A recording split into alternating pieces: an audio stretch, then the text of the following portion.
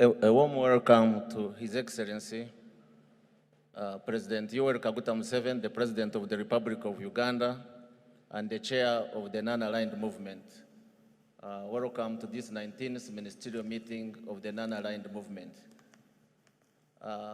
Your Excellency, ladies and gentlemen, we will begin our program by observing a minute of silence in honor of leaders of NAM who have passed away since our last summit, and in particular, the death a few hours ago of one of our leaders, the former Prime Minister of Kenya, Right Honorable Raila Odinga.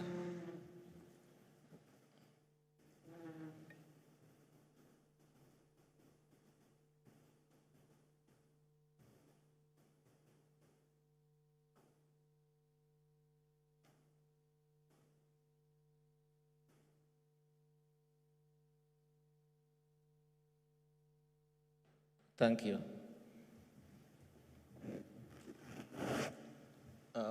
Your Excellency, the President, allow me to invite the representative of the chairperson of the African Union, His Excellency Ambassador Musa Mohamed Omar, who will be followed by the representative of the United Nations Secretary General, His Excellency Mr. Hugh Zia, and then our Foreign Minister, Honorable Jeje Odong, will invite you to address our gathering, and then we'll proceed to the official group photograph, which will be strictly for ministers and heads of delegation, and protocol will guide us where the photo will be taken.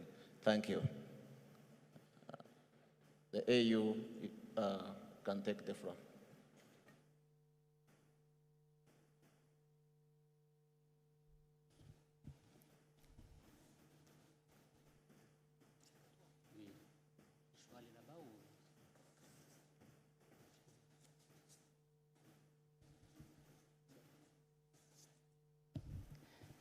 Excellence, Your Excellencies,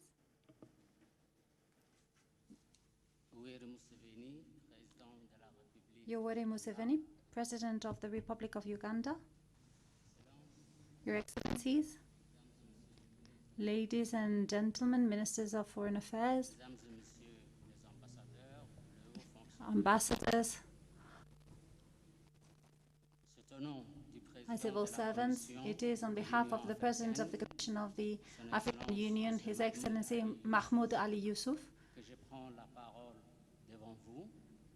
I take the floor because he could not personally attend this meeting, and he has asked me to represent him and to send his respectful greetings and warm greetings to His Excellency Yoweri Museveni, President of the Republic of Uganda, as well as his appreciation for his engagement in favor of a fairer world. I would also wish to express our thanks to the government and to the people, the brotherly people of Uganda, for their warm welcome and for the excellent conditions that were offered to our work. Excellencies, the President of the Commission of the African Union has bestowed on me the task of sharing some reflections on the vitality that the NAM has found again. It was weakened after the Cold War, but the movement has once again regained its momentum due to the unbalance that has been found in the international arena. This renewal can be seen in the growth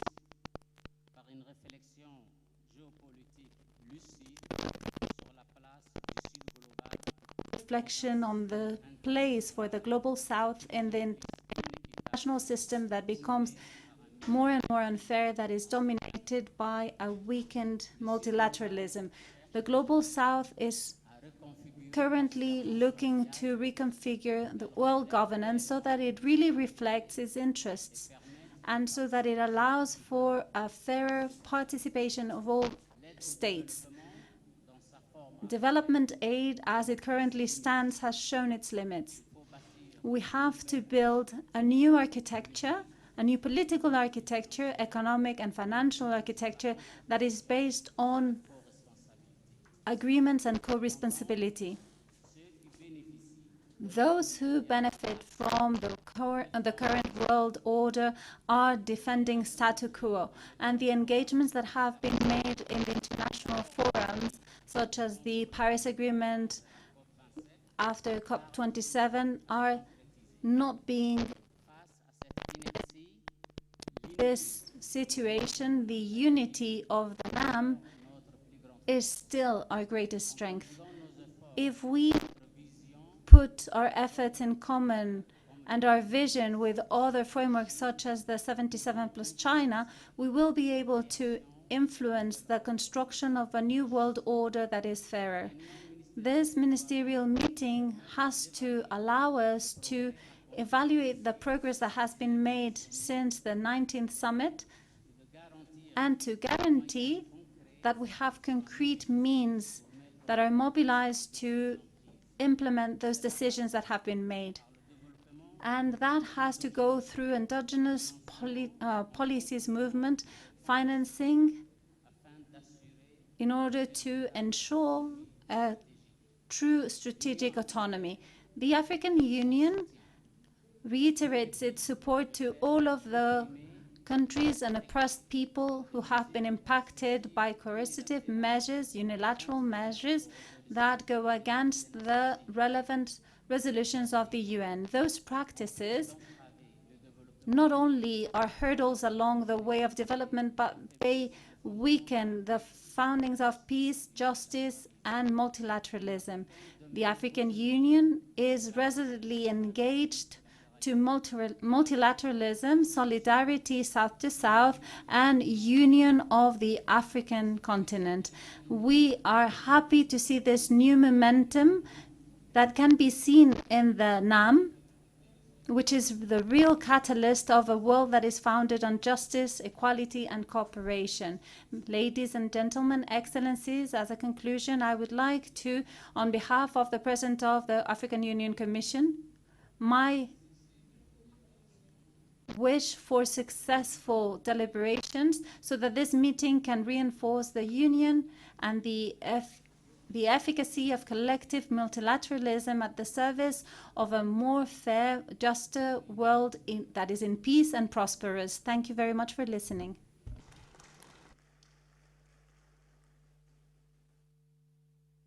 The next speaker.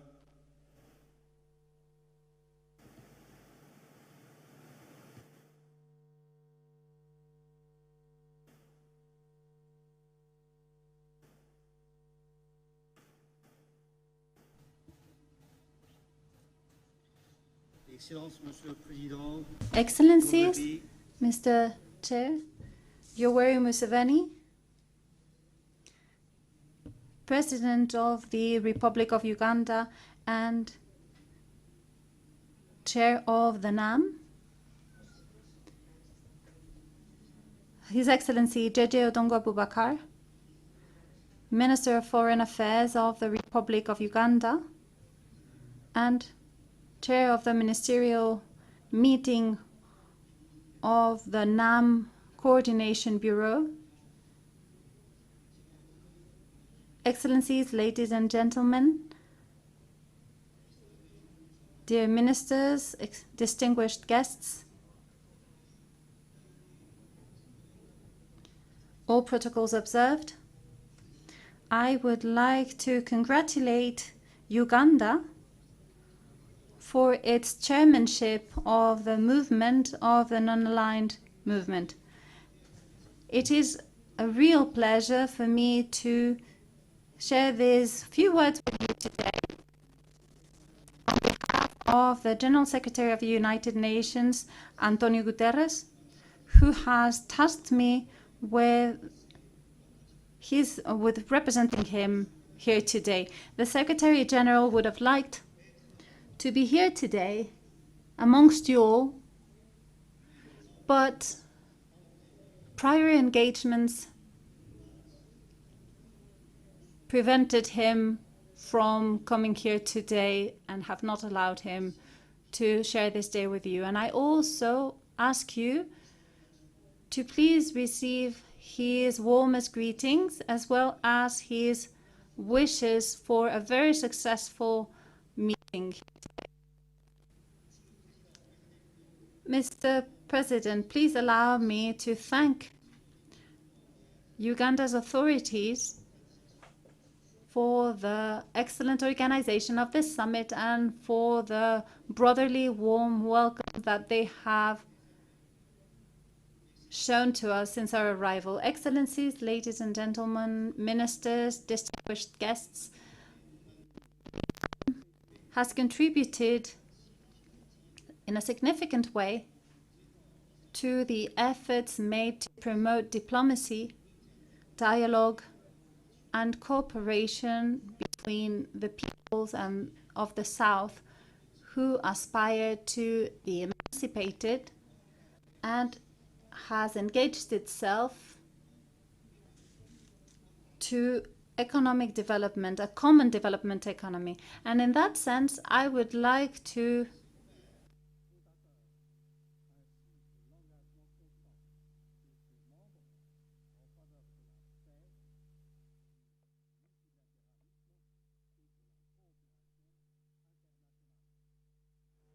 Aujourd'hui encore, alors que le monde est confronté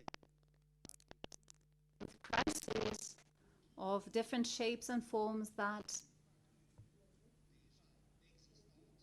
weaken the current situation and that make the situation dearer to us, the deepened cooperation within the principles of the United Nations Charter comes to really show to us how important it is to respect and constantly promote solidarity and dialogue. Yes, the non-aligned movement has been an essential partner to the United Nations, les préoccupations et les points de vue de ses membres, de nombreux axes de travail de l'organisation allant de la paix à la of the work of the organization that go from peace to security to all the environmental issues as well as development and human rights. I would also like to applaud the contribution of the non-aligned to operations, maintenance of peace, and their support to the rule of law, international cooperation, solidarity when faced with crisis,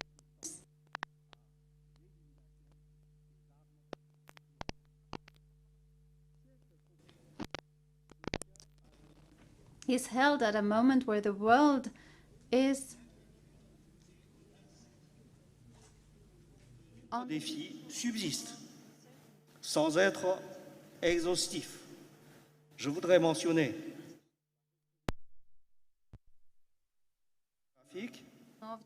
la montée inquiétante des courants, worrisome increase of populistic trends and as well as extremist trends, and the environmental issues and climate worries, the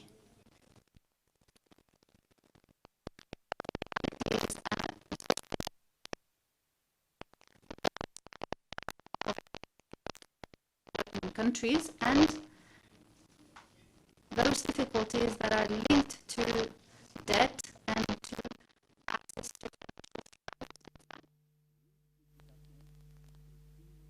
implication of crisis and conflicts. On the other hand, we do see that there is a certain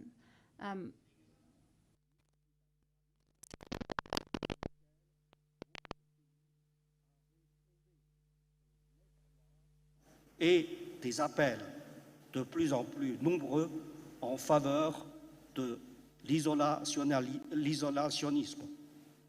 Les normes qui ont défini la rules that coopération have defined internationale international au cooperation cours des 80 during dernières années. the last 80 years are now being questioned. We find great difficulties in finding solutions to conflicts that are lasting. It is difficult to face climate change and growing inequalities and other threats that impact us globally. Now, with regards to an example or illustration, I would talk about the chronic instability that has been found in the east of the Democratic Republic of Congo is currently impacting the whole region of the Great Lakes. The parties in the conflict still maintain their military operations, and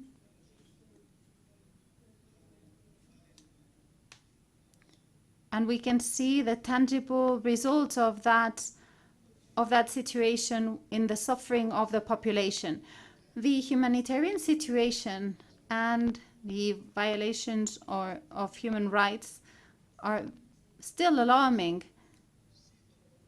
and we benefit from this opportunity to call all of the stakeholders to give priority to diplomatic solutions and to have a holistic approach, a regional approach that will allow us to tackle the deep causes of this conflict. In this perspective, we are calling for an immediate ceasefire and for the opening of humanitarian access to the region. Excellencies, ladies and gentlemen, in this multipolar world we live in today, it is more than ever essential to have multilateral institutions that show solidity. We have to be resolutely engaged to continuing our efforts to benefit from multilateralism as a central vector to maintain peace and safety internationally, and to favor friendly relationships between the states and to guarantee human dignity for all. In this uncertainty period that we face, the NAM should continue playing an essential role to promote peace, which is the condition for prosperity. And I thank you. I thank the representative of the Secretary General. I now ask General Odongo.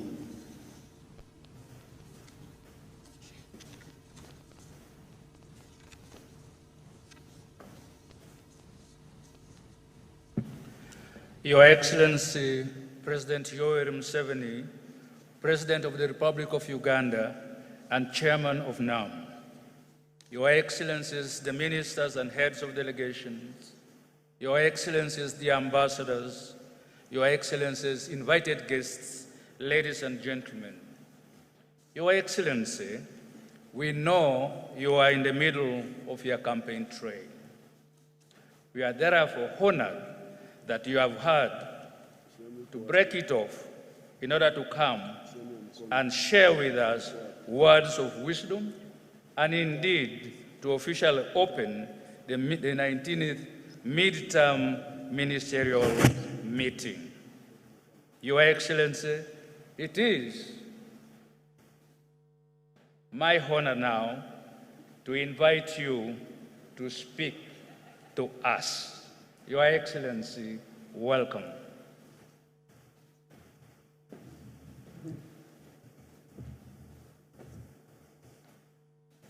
The Honorable Minister Jejo Odongo, all the Honorable Ministers of Foreign Affairs and heads of delegations, the representative of the Secretary General of the United Nations, the representative of the chairperson of the African Union, all distinguished ladies and gentlemen, I welcome you to Uganda. There is a prepared speech which will be distributed, but I will make my remarks without necessarily following that prepared speech. First of all, we are very happy that you have come to Uganda in such big numbers. Thank you so much.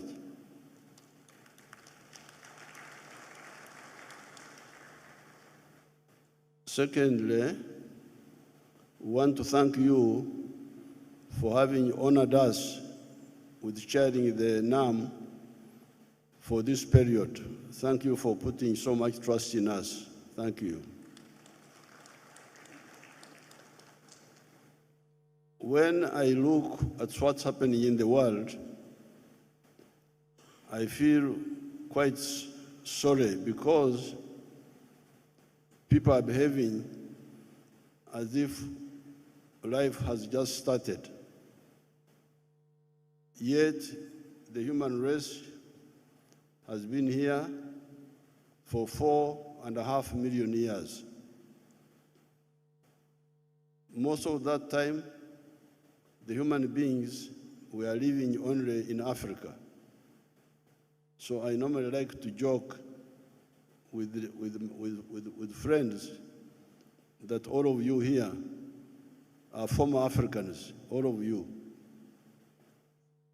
Because you all started here, but migrated out of Africa to populate other parts of the world. Now, in these 4.5 million years, we have two categories of problems. Category number one is oppression of man by nature. That's how it all started, where you have natural phenomena like floods, like drought, like a disease, like earthquake, like hunger, oppressing people. However, man, because of the intelligent brain, has been finding solutions along the way.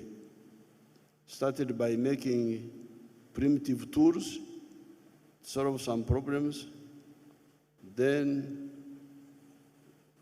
1.5 million years ago, invented fire, and the invention of fire caused big changes in society.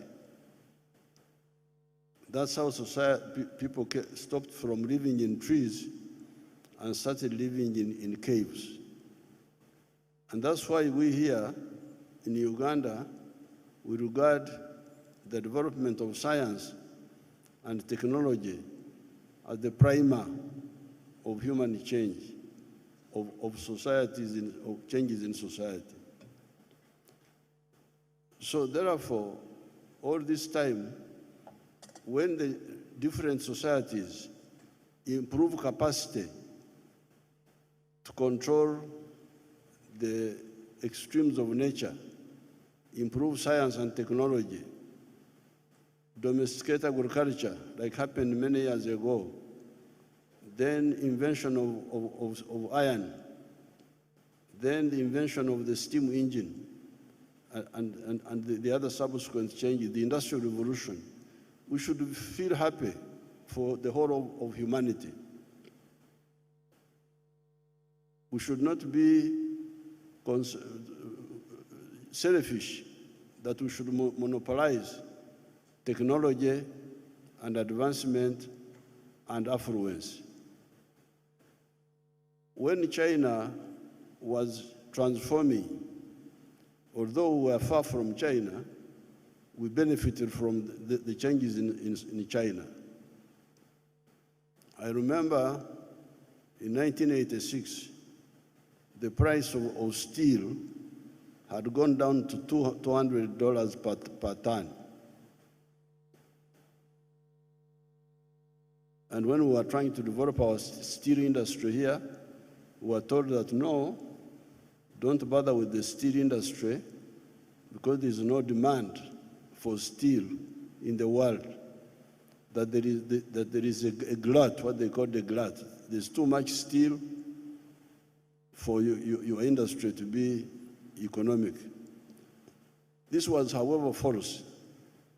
Yes, there was a little demand for steel because at that time, prosperity was only in a small area of the world. Prosperity was in Western Europe, North America, and Japan. And that's why so the demand for modernization items was small because the beneficiaries were few. But when China started transforming, modernizing, and India and Vietnam and other Asian countries, and even Africa to some extent, when they started modernizing, the price of steel went from $200 per ton to $900. So the transformation in China, in Asia, in other parts of the world, directly affected us here. The price of copper went up, the price of steel went up, the price of cement went up a bit because of the changes that were taking place in other parts of the world. So therefore, it's not correct for people to mix up issues. I've told you that operation of man number one has been operation by nature. Here in Africa, we are still suffering from a bit of that. We get droughts, we get famine sometimes in some of the countries, lack of electricity, disease, we still have those burdens. But we are struggling to control them. Here in Uganda, we are struggling. Now, the second operation is operation of man, by fellow men. This came along when man was beginning to advance. Smaller groups of human beings started trying to control other groups. This is what causes now conflict among the human groups. So therefore, the two conflicts must all be well understood. Once there is advance in the control of nature through science, we should be very happy, and there should be no conflict. I don't see why anybody would worry that country X and B and C have come up out of poverty. They have come up, they are more prosperous. After all, if you want to do business, why do you want to do business with a poor man, a poor partner? How much will he buy from you? Why don't we want all our partners to be prosperous so that we can do better business? Business is production and consumption. If you produce and nobody buys, there will be no business. So it is very important for all of us to understand this dynamic of business has two sides, production and consumption. In Europe, when there was changes in Europe, after Adam Smith helped Europe to understand the efficiency of the private sector in his book of 1776, The Source of the Wealth of Nations, there was rapid growth of industries. but consumption remained stagnant. And in 1929, the capitalist system collapsed. Why? Demand. You cannot talk of business if you don't talk of the purchasing power of all your partners. If you look at the GDP of Africa now, I think it is like maybe 4 trillion now, but this is too small. If the GDP per capita of Africa was about 20,000, given that we are now 1.5 billion people here in Africa, you'd be talking of a GDP of 30 trillion. Why should Africa have a GDP of about 4 trillion now, when we are 1.5 billion? If the GDP per capita went to about 20,000, you can see, I think we would go to about 30 trillion. If it goes to 25,000, would go maybe to 45 trillion. And our partners would benefit because we would buy more from them. So therefore, I salute the non-aligned movement. Our elders who started it did us a great service because they achieved a number of things. Number one, neutrality. At that time, there was a conflict between the socialist camp and the capitalist camp. And our elders said, no, for us we want to be neutral. We don't want to take sides. We want to judge issues on merit. And it helped us. And now, it is even more important. Because I can see there's a lot of intoxication.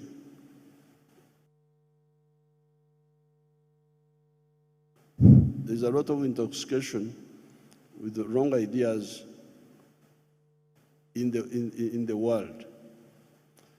The ambitions of hegemonism will not work. If there is anybody who thinks he should control the world, he's wasting his time. How do I know this? The Pope, in the Middle Ages, tried to control Europe. The Pope, using Christianity, he tried to control Europe. It caused a lot of problems. There was what they called the 30 Years' War in Europe.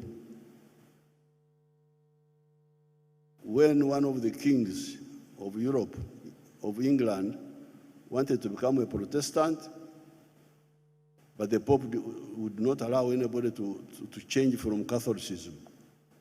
You know how much chaos that caused. And in the end, the Pope failed. If you go to Europe now, to Rome now, the Pope is just in a small area called the Vatican. And yet he wanted to control the whole of Europe at that time. It can't work. Now, when capitalism came up, and I don't know why I would like to get time and talk to the Europeans, like I'm talking to you now, because the examples are very clear. When capitalism came up in France, the French Revolution, the capitalists took power in France, and they overthrew feudalism there. There was the Austro-Hungarian Empire. It had a leader called Metternich. Metternich now decided to go and defeat capitalism, to stop the emergence of the capitalist ideas. He failed and ended up by destroying Austria-Hungary You ask anybody, where is Austria-Hungary now? It disappeared because it wanted to stop evolution of history, which is not possible. So therefore, we should concentrate on the minimum common interests in the world. This is my humble advice. I'm speaking to you as a third generation anti-colonial fighter from Africa. I came as the third generation of the 1960s, following our elders like Mandela and Nyerere and others of the 1940s, and the ones of 1912, who founded the ANC in South Africa. These were our grandfathers. So my advice to people in the world is that let's concentrate on minimum mutually beneficial interests. And these are trade, investments, tourism, and mutual support in any other area. Then where we don't agree, where we have got divergences, those are internal issues. And this is where my Christianity comes in. In the Christian religion, there is a portion which says, let your light so shine before men that they see your good deeds and praise your Father who is in heaven. In other words, if you think you are right, you do things properly in your own country, then people will come and see, this is a good example, and they will change. But not by coercion, not by fights, because it will not work, it has failed. I've quoted for you the Pope, I've quoted for you Metternich. Of course, I don't want to talk about the ones who tried to colonize us here, how it all ended up badly for them. Therefore, the issue of social systems should be for each country to decide which social system do you want. It's up to them to decide. But let's concentrate on the minimum common interest. Finally, let me salute our founders. I don't know whether the young generation knows them. And these were Nehru of India, Sukarno of Indonesia, Tito of Yugoslavia, Nasser of Egypt, Zhou Enlai of China was there in that meeting in Bandung. Then others joined later, like Mwalimu Nyerere, Kenneth Kaunda, Modibo Keita, and others. We salute those people. They gave us a good beginning. In my written speech, I go into the details of what the spokesperson of the African Union was talking about. But I'm very happy when I look around, see all of us together, I can see we may be the hope of the world. We people who are here will be the hope of the world. And I thank you for coming here, and I wish you good luck. Thank you so much.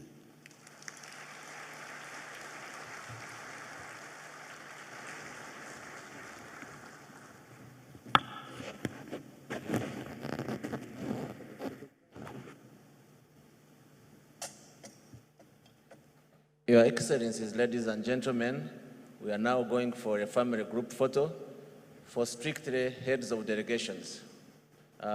We'll leave the room in an orderly fashion. Protocol will escort us outside on the stairs where the photo will be taken.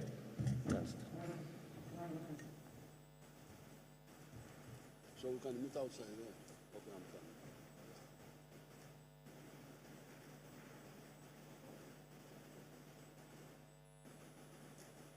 I'm coming. The rest of us can proceed for lunch.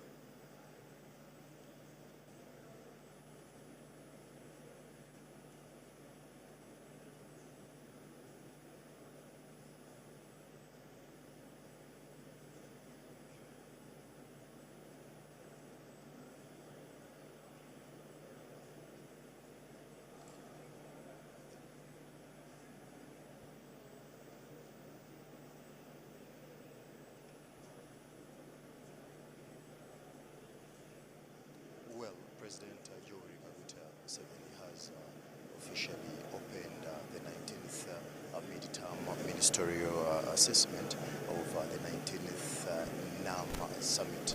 For those who have actually been following history, you do remember that we did host January 2024, where about 121 member states were supposed to be part of this summit, but of those, about 90 of them were part of this summit, and of those, we had about 30 heads of state. I'm talking about the summit that was held here last year in January. So today, the leaders have actually been assessing what has been so far achieved, talking about a number of issues. But of course, President Museveni has been echoing on a number of issues that African countries should be putting their focus on, and among those, President Museveni has talked about oppression of man by nature, talking about floods, talking about drought, disease, hunger, and he goes ahead to say that these are some of the things that really do affect very many African countries, but calls upon all other leaders to ensure that they do focus on those to see how best they can make their countries better. He did talk about the transformation of China as something that has affected very many African countries. He did talk about the prices of steel, the prices of copper going high, but he thinks these are some of the things that actually can be done in the different African member states to avoid surviving on other nations. He did talk about oppression by man, a man to man fighting each other. He thinks that if really nations come together, this can easily be fought in one way or another. He did talk about the GDP of Africa being about 4 trillion. He says if really the number of Africans in the country are over 20 billion, he thinks that this should actually be by far not the 4 trillion that we are talking about right now. President Museveni goes ahead to salute the NAM agencies and all those who came together to ensure that they come up with this non-allied movement. So far, what has been achieved, and part of that is neutrality. Of course, countries being part of this summit, not taking any side,